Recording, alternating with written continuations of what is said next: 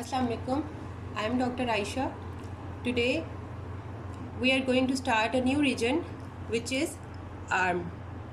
And in the arm we will be starting with the bone of the arm which is humerus. Arm is basically that part of upper limb which lies between the shoulder and the elbow. This part which extends from shoulder to the elbow, this part is the arm. And bone of the arm is termed as humerus. Humerus is the longest bone in the upper limb. As you can see in this image, it is the longest bone in the upper limb. These are the bones of forearm and these are the bones of hand. Humerus is the longest of all these bones. We'll talk about the humerus in detail in today's lecture. When you talk about bones, you need to know 6 facts about the bones. The first one being type of the bone. You have to tell whether it is a long bone, whether it is a short bone or an irregular bone. The second point is side determination. You have to tell the side of the bone, to which side the bone belongs, whether it is of the right side or of the left side. Then comes the bony features of the bones, muscle attachments of the bones, ossification, which you already know is the process of formation of bone, and clinicals, which mainly include the fractures of the bones. In case of humerus, humerus is a long bone. As it is a long bone, it must be having an upper end, lower end, and a shaft. This is a humerus.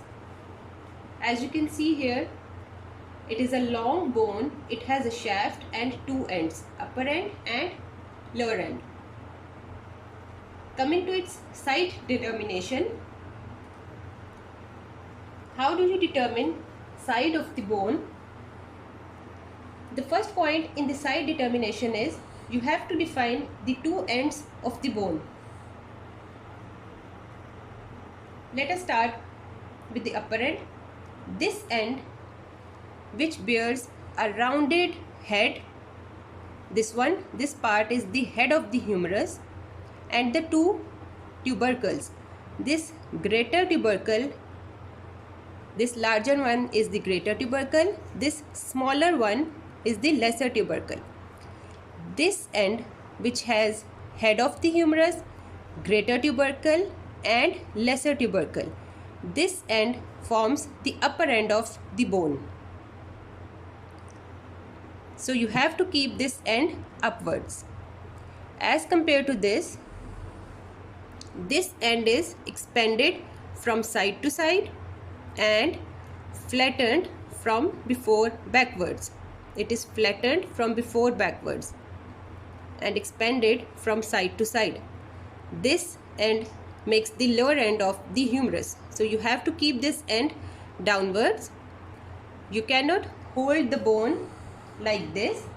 As you already know now, this expanded part forms the lower end of the humerus. So you have to keep this end downwards, and the end with the head of the humerus should be upwards.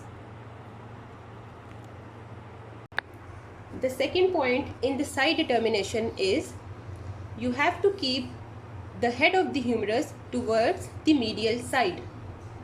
As you know, head of the humerus has to articulate with the glenoid cavity of scapula to form glenohumeral joint like this. This is head of the humerus, this is glenoid cavity of scapula. This is how they articulate to form the glenohumeral joint. So head of the humerus should always be towards the medial side or towards the scapula like this. You cannot keep the head laterally because it has to articulate with the scapula. So head of humerus should always be towards the median plane or the scapula. Secondly, this greater tubercle, this larger elevation, should always be towards the lateral side. Head of the humerus should be towards the medial side. Greater tubercle should be towards the lateral side. Right? The third point in the side determination is this smaller elevation, which you can see here, is termed as lesser tubercle of humerus. You have to keep this lesser tubercle on the anterior side of the body. This is the lesser tubercle and I have to keep it on the anterior side of the body. This is the anterior side of body. This is posterior side of body. I have to keep this lesser tubercle on the anterior aspect. Right? I have to hold the bone like this. I cannot hold the bone like this because in this position lesser tubercle comes on the posterior aspect of my body. It should be on the anterior side. So the 3 points in the side determination are: the end which bears head should be upwards, expanded end should be downwards. Head always lies on the medial side or towards the scapula to form the joint like this.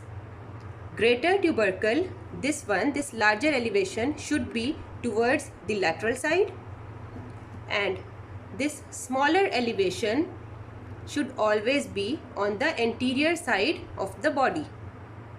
In this way, you can appreciate this is humerus of the right side, this is scapula of the right side, this is humerus of the right side, and this is the anatomical position of humerus in our body. This is how the humerus lies in our body and forms the glenohumeral joint. If I hold the bone like this, you can appreciate this is bone of the right side. Head is medially, greater tubercle on the lateral side, lesser tubercle anteriorly. Another point for side determination is in the lower end you can appreciate we have 2 depressions here. These depressions are termed as fossa.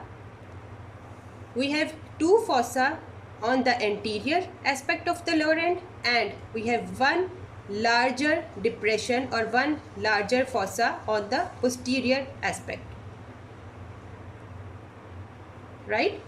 We have one fossa on the posterior aspect and 2 fossa on the anterior aspect of the lower end of humerus, and this is the lesser tubercle which lies on the anterior aspect. That was all about the side determination. Now we'll talk about the bony features of the humerus. We'll cover the first 3 points in today's lecture and the next 3 points in our subsequent lectures. We have covered type of bone, side determination till now. Now we are going to start bony features of the humerus. We'll start with the upper end of the humerus. Upper end of humerus consists of head of humerus, larger elevation which is termed as greater tubercle, smaller elevation termed as lesser tubercle, intertubercular sulcus or bicipital groove. The sulcus which lies between these 2 tubercles is termed as intertubercular sulcus. As its name indicates, intertubercular means between the 2 tubercles. Then comes the anatomical neck of humerus, surgical neck of humerus and the morphological neck of humerus. Let's talk about these structures on the bone as well.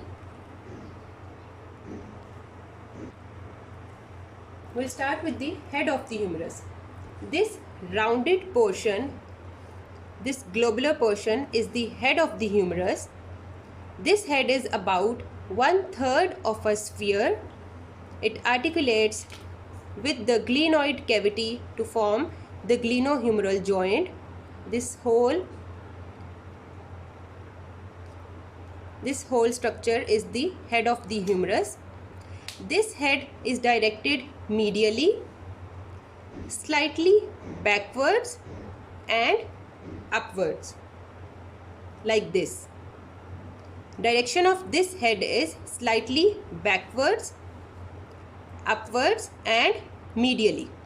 The head is not horizontal like this, it is slightly upwards and backwards. Then comes the greater tubercle, this larger elevation which you can see here, it is the greater tubercle. This one is the greater tubercle. This greater tubercle lies on the lateral side of the upper end. It has 3 impressions which you can see here. This one is the first impression, this one is the second impression, this one is the third impression. It has 3 impressions for the insertion of rotator cuff muscles. This is the greater tubercle, 1, 2 and 3. These are the 3 impressions for the insertion of rotator cuff muscles.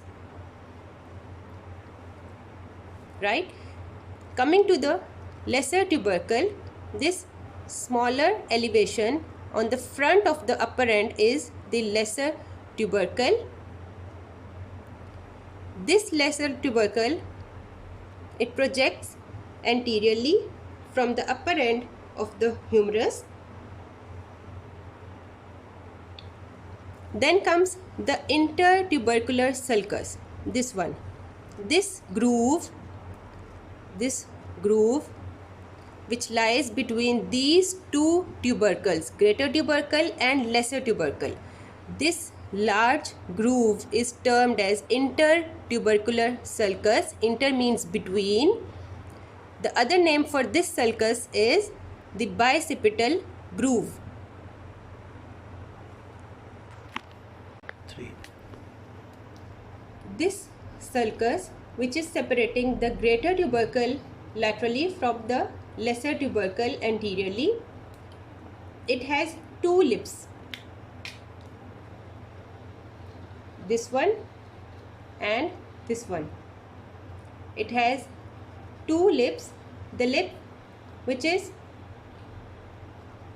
towards the head is the medial lip of intertubercular sulcus. This lip or margin which is away from the head of humerus is lateral lip of intertubercular sulcus. These lips are basically the prolongation of these tubercles. Lesser tubercle, it prolongates to form the medial lip of sulcus, and greater tubercle, it prolongates to form the lateral lip of intertubercular sulcus. Then comes the anatomical neck. In anatomy, there is a rule that a constriction which lies just below the expanded globular head is termed as neck of that structure. As we have our expanded heads, the constriction immediately below our head is the neck of body.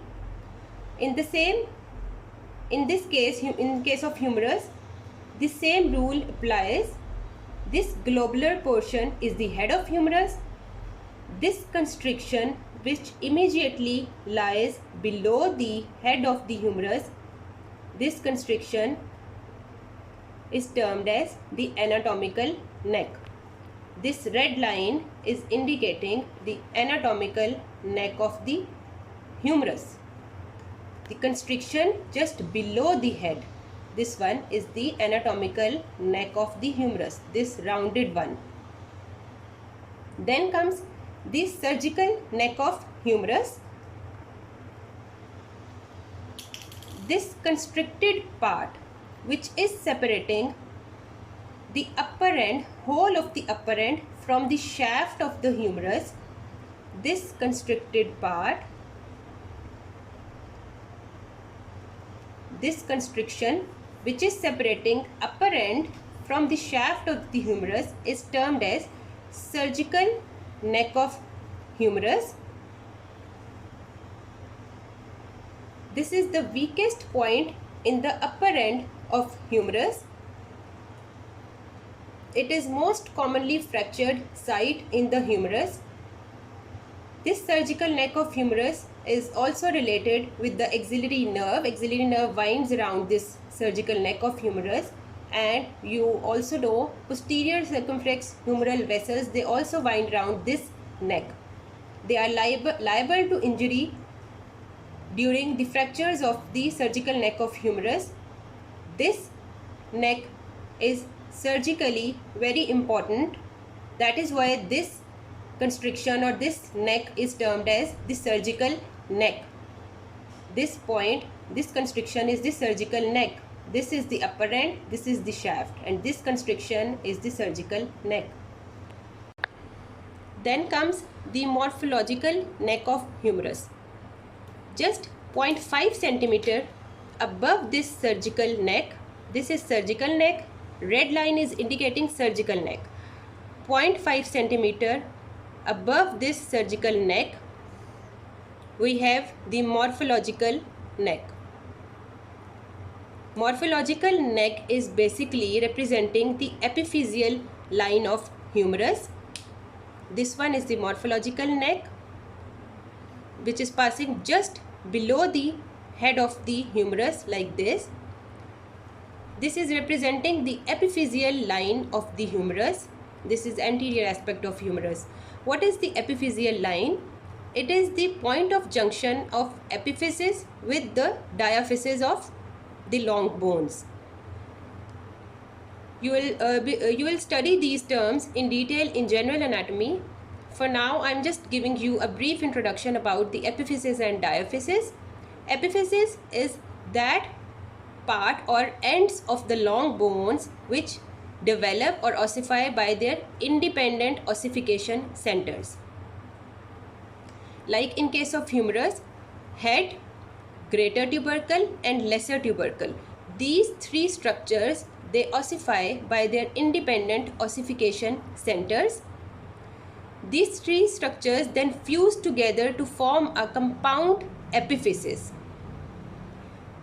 The point at which this epiphysis joins with the diaphysis of the long bone is termed as the epiphyseal line or the morphological neck of humerus.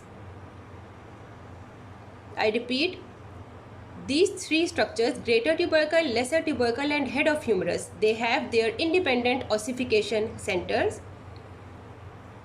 They fuse together and form a compound epiphysis, end of the long bone. Epiphysis is end of the long bone. They form a compound epiphysis which joins the diaphysis, shaft of the long bone. The point of junction of epiphysis and diaphysis is epiphyseal line and is termed as morphological neck of humerus. Now coming to the bony features of shaft of humerus. Shaft of humerus is almost rounded in its upper half. This is anterior aspect of humerus. This is lesser tubercle which lies on anterior aspect. This is anterior aspect of humerus. Shaft of the humerus is more or less rounded in its upper half, whereas the lower half is triangular in shape. If you cut the humerus at this level, the cut section of humerus would appear like this. It is more or less rounded in shape. If you cut the humerus at this level, it would appear triangular in shape. The shaft of humerus would appear triangular in shape. In this triangle, you can see this point where two surfaces are meeting with each other is the border of the shaft. If I hold the bone like this is the sides of the triangle. These are the sides of triangle. This is posterior side of triangle, and this anterior line where these two surfaces are meeting with each other, they form the anterior border. This point where these two surfaces are meeting with each other, this point is the lateral border. This point where these two surfaces are meeting with each other, this surface and the posterior one, this point, this is the medial border. Anterior, lateral border and medial border. These are the three borders of shaft of humerus. Now the three surfaces of the humerus are: this surface which lies between the anterior and lateral border is termed as anterolateral surface. This surface which lies between anterior and medial border is the anteromedial surface. Anteromedial surface. And this surface which lies between the medial and lateral border is the posterior surface of shaft. So the shaft of the humerus has three borders and three surfaces. Let's talk about these borders and surfaces on the humerus. This is the anterior aspect. Anterior border starts as a downward prolongation of greater tubercle. This is the greater tubercle.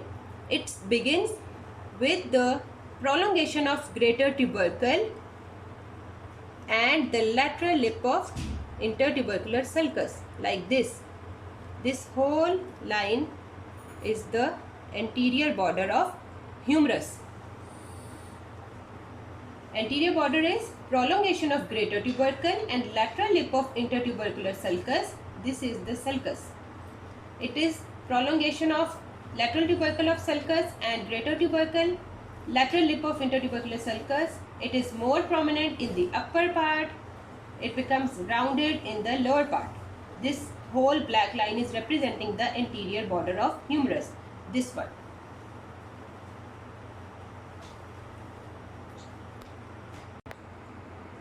Now coming to the lateral border.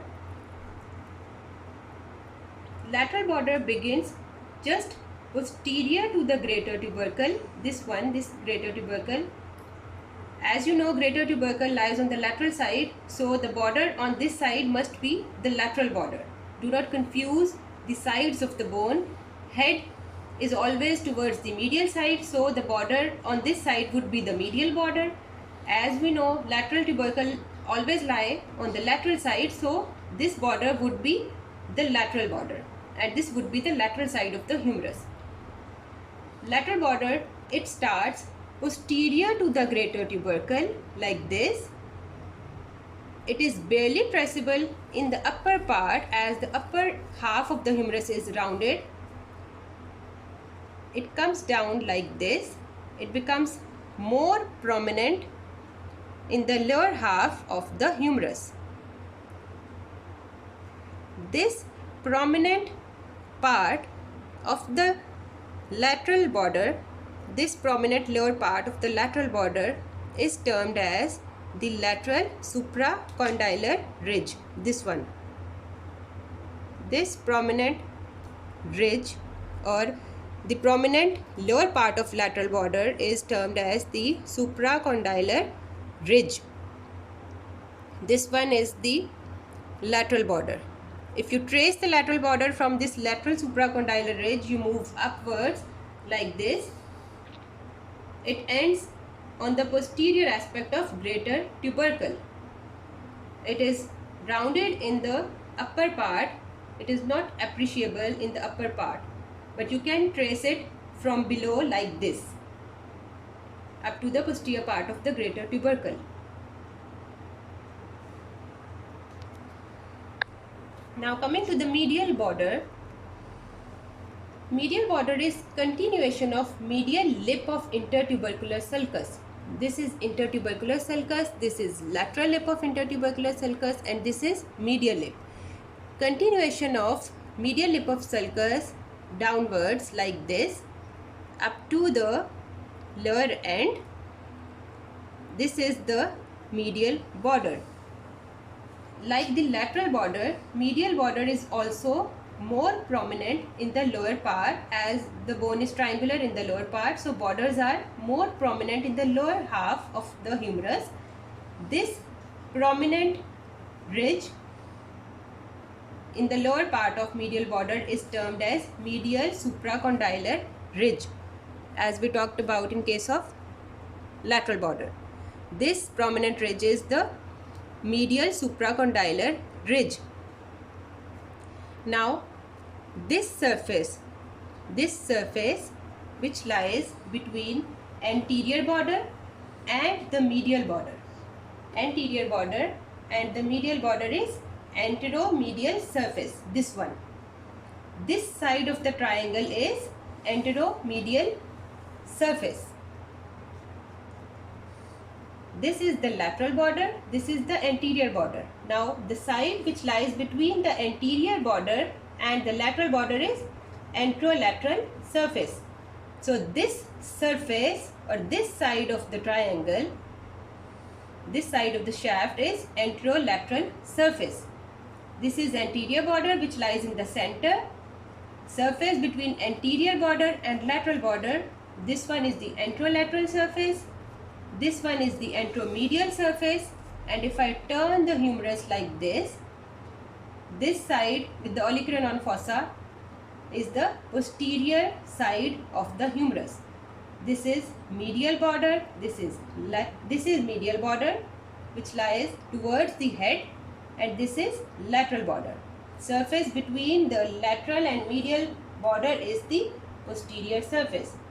This one, this whole is the posterior surface. Now coming to the features of these surfaces, this is anterolateral surface. Upper half of the anterolateral surface is covered by the deltoid muscle like this. Upper half of this surface is covered by the deltoid muscle. In the middle part, it has a V-shaped tuberosity. This V-shaped roughened tuberosity is termed as deltoid tuberosity. Deltoid muscle is inserted into this tuberosity like this. Deltoid covers the upper half of this surface and is inserted into this deltoid tuberosity. This V-shaped tuberosity is termed as deltoid tuberosity. As you can appreciate here, the anterior margin of the deltoid tuberosity is formed by the anterior border. This is the anterior border. This anterior border is forming the anterior margin of the deltoid tuberosity. This is the anterolateral surface which has the deltoid tuberosity. Deltoid tuberosity anterior border is forming the anterior margin of deltoid tuberosity. Now coming to the anteromedial side, this anteromedial surface. This anteromedial surface is narrow in its upper part and is forming the floor of intertubercular sulcus. This is intertubercular sulcus, and as you can see, the floor of this sulcus is formed by this anteromedial surface of shaft of humerus. So the anteromedial surface is forming the shaft of this, the floor of this sulcus. This is the anteromedial surface between the medial border and the anterior border. Now coming to the posterior surface, this is the posterior surface. We have an oblique line here on the upper half of the posterior surface. We have an oblique line on the upper part of this surface, oblique ridge. In the middle part of the posterior surface, we have a groove. This is the groove. Here is the groove. The direction of this groove is downwards and forwards as it is moving anteriorly. So the groove, direction of the groove is downwards and forwards like this. This groove is termed as the radial groove or the spiral groove, and radial nerve passes through this groove. Right? That was all about the borders and surfaces of the shaft of humerus. Now coming to the bony features of the lower end of humerus. Lower end of humerus is divided into two parts, articular part and non-articular part. Articular part is that part which articulate with other bones to form the joint. Lower end has both articular and non-articular parts. Articular parts are trochlea and capitulum. Non-articular parts are medial and lateral epicondyles, medial and lateral supracondylar ridges, and the three fossae, radial, coronoid and olecranon fossa. Let us talk about these structures one by one.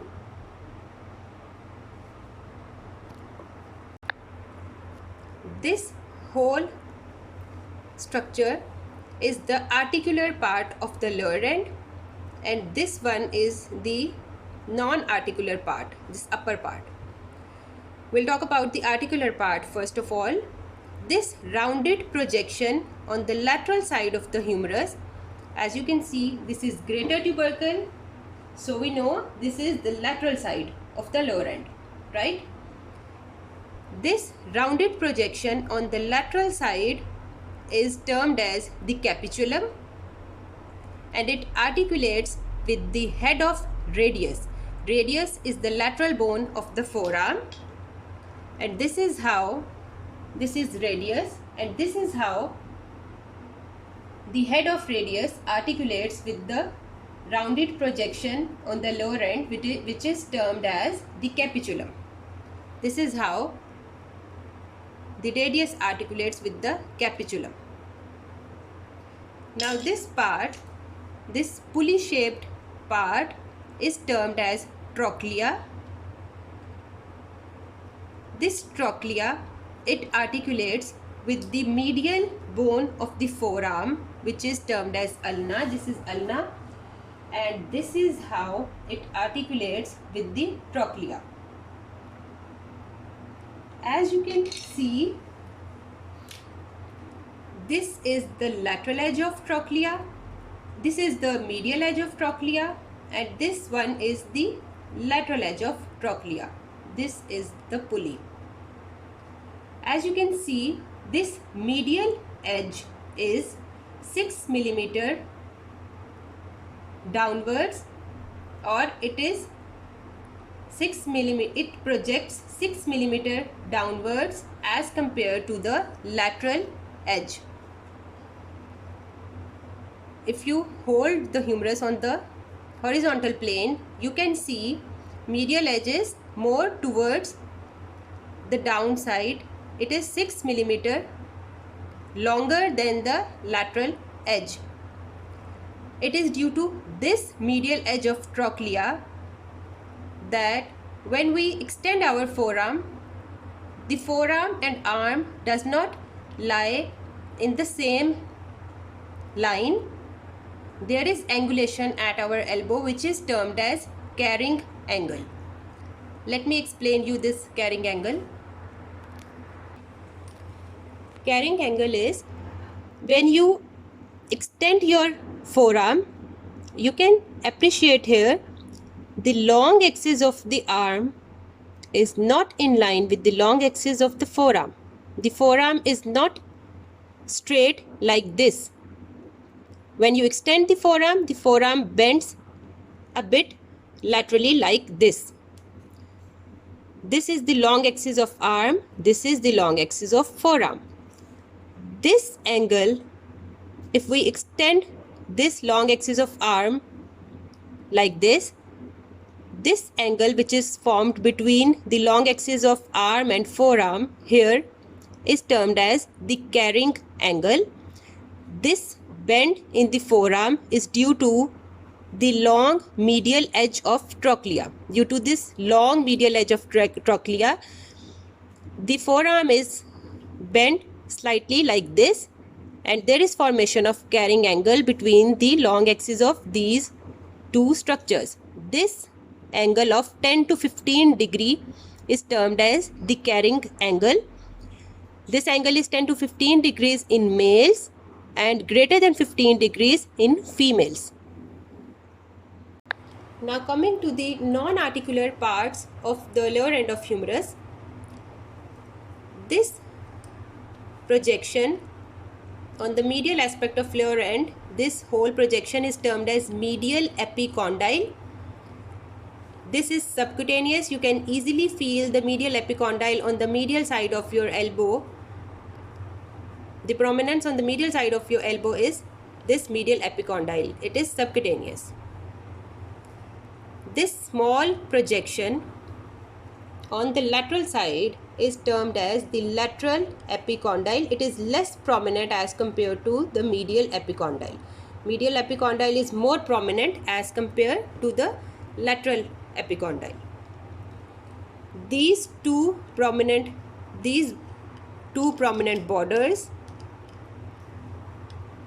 are termed as medial supracondylar ridge and the lateral supracondylar ridge.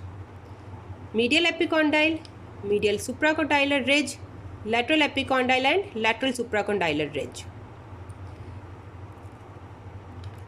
These are the two fossae on the anterior aspect of the lower end of humerus.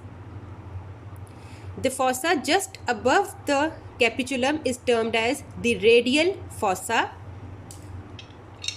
As I have already mentioned, this capitulum articulates with the radius.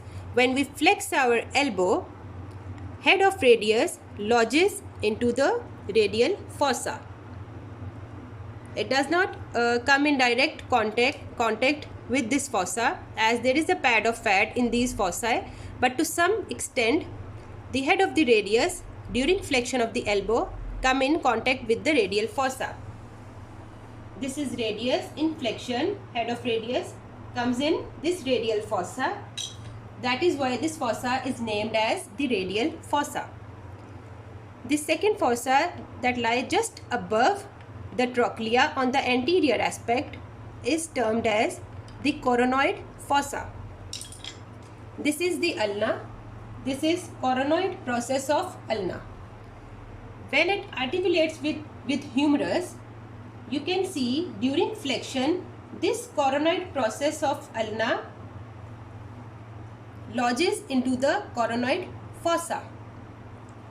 This is the coronoid process of ulna and this is the coronoid fossa of radius.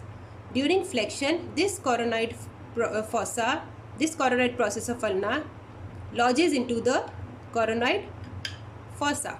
That is why this fossa is named as coronoid fossa, because it lodges the coronoid process of ulna during flexion of elbow. The last fossa, which lies on the posterior aspect of the lower end, this bigger one is termed as the olecranon fossa. It lies just above the trochlea. This fossa is termed as olecranon fossa because it lodges the olecranon process of ulna. This is the coronoid process of ulna, which lies anteriorly, and this is olecranon process of ulna, which lies posteriorly and lodges into the olecranon fossa of humerus, like this. This is how the elbow joint is formed. This is olecranon process of ulna, which lodges in the olecranon fossa. This is coronoid process of ulna, which lodges during flexion into the coronoid fossa of ulna.